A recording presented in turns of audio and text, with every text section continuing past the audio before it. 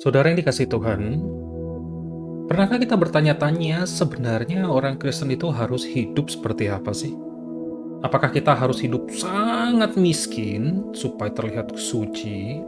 Atau justru kita harus hidup sangat kaya karena kita adalah anak-anak dari raja di atas segala raja? Hari ini kita akan belajar bahwa ternyata kedua pikiran yang berlebihan ini menjebak kita dalam kesalahan. Beberapa waktu lalu ada seorang pria yang bekerja penuh waktu untuk Tuhan.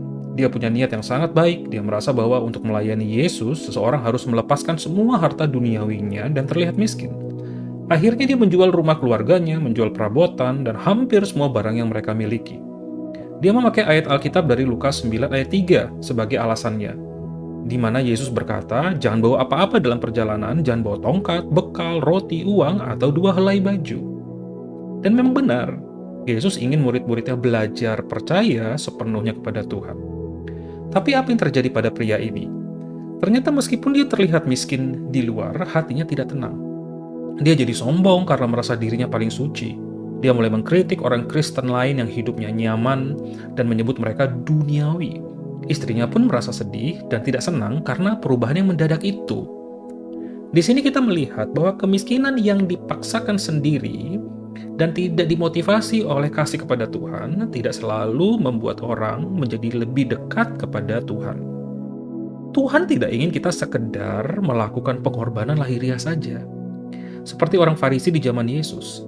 Mereka rajin kasih persepuluhan, bahkan dari bumbu dapur mereka, apa yang ada di dapur. Tapi mereka lupa tentang keadilan dan kasih sayang. Tuhan berkata dalam Matius 12 ayat 7, yang ku kehendaki ialah belas kasihan dan bukan persembahan. Kadang-kadang orang bisa jadi bangga dengan kemiskinannya, dan itu hanyalah bentuk lain dari kesombongan atau ego. Nah, di sisi lain ada juga orang Kristen yang berpikir sebaliknya.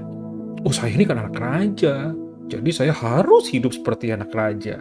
Dia memamerkan mobil mewahnya yang sangat mahal, sekolah swasta anaknya bergengsi, dan rumah barunya yang besar lengkap dengan kolam renang. Dan jam mahalnya, jaket atau tas yang bagus dan mahalnya. Nah, pria ini percaya bahwa jika seorang Kristen tidak sukses secara materi, berarti Tuhan tidak memberkatinya. Nah, ini pun pemahaman yang berbahaya.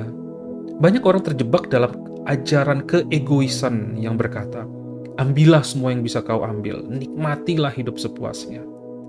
Raja Salomo, orang terkaya di masanya, pernah mencoba cara hidup seperti ini. Dia mencoba segala jenis kesenangan. Tapi akhirnya dia berkata dalam kitab Pengkhotbah 2 ayat 1 bahwa semuanya itu sia-sia.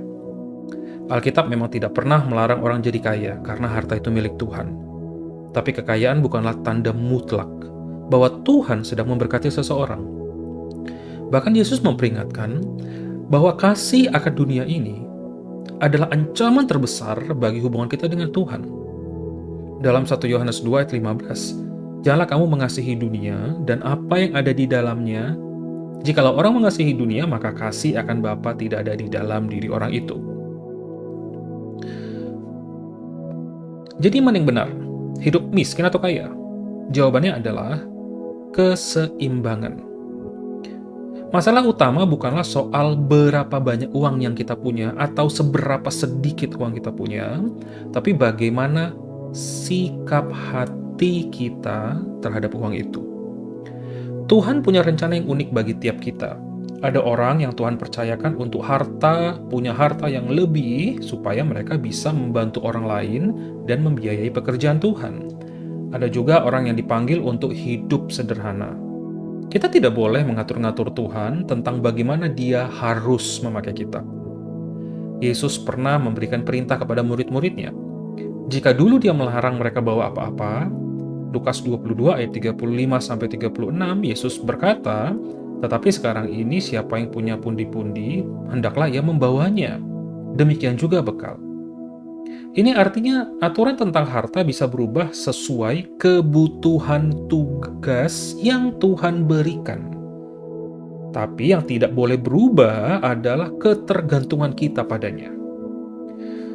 Saat ini, bahaya yang paling nyata di sekitar kita itu bukanlah kemiskinan yang dipaksakan, tapi gaya hidup mewah yang buat kita lupa pada orang lain.